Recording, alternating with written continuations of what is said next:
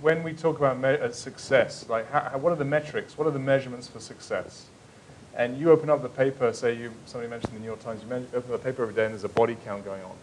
But really, I mean, you know, like one soldier dying is a loss. The loss of a civilian life is a loss. We've already lost. But so success isn't in the kind of body count. The success is in really the measurement of success is really, are we bringing security?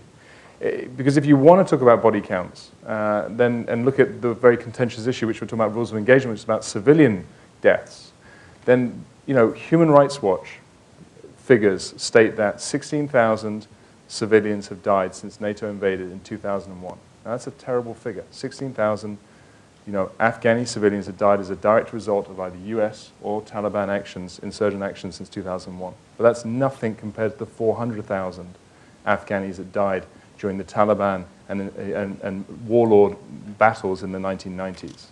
And in fact, in some strange way, Afghanistan is at the least level of fighting that it's ever had since 1979, since the Soviets invaded and killed 1 million people.